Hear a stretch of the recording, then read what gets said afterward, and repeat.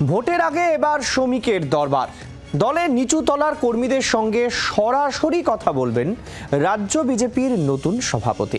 ১ September থেকে শুরু হচ্ছে কর্মসূচি। শ্রমিকের কথা শোনার পাশাপাশি নিচু তলায় যোগাযোগ স্থাপনও লক্ষ্য শ্রমিকের। বছর ঘুরলেই ভোট যুদ্ধ।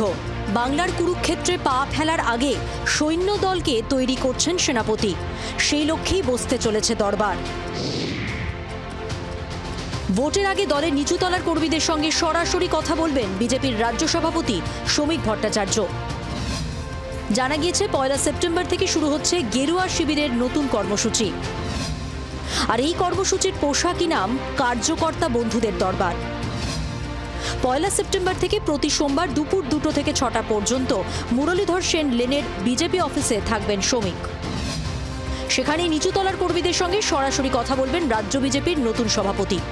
কিন্তু হঠাৎ করে এই দরবার বসানোর প্রয়োজন কেন পড়ল? ওয়াকিবহাল মহলের মতে বিধানসভা নির্বাচনের আগে সভাপতি শ্রমিকের হাতে সময় কম। এদিকে কর্মীদের প্রত্যাশা প্রচুর। এই কম সময়ের মধ্যে বেশি কর্মীর কাছে পৌঁছতেই দরবার বসানোর পরিকল্পনা করা হয়েছে। অন্যদিকে শ্রমিক নিজে বিজেপির আদি সদস্য সংঘ থেকে উঠে আসা লোক। সভাপতির দায়িত্ব নেবার দিন থেকে সবাইকে নিয়ে চলার বার্তা দিচ্ছেন।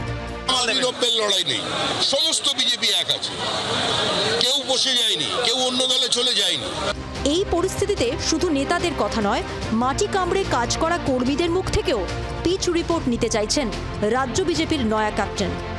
মৌমিতা চক্রবর্তীর রিপোর্ট, জি২৪ ঘন্টা। বাংলার আওয়াজ, বাঙালির আবেগ, জি২৪ ঘন্টা।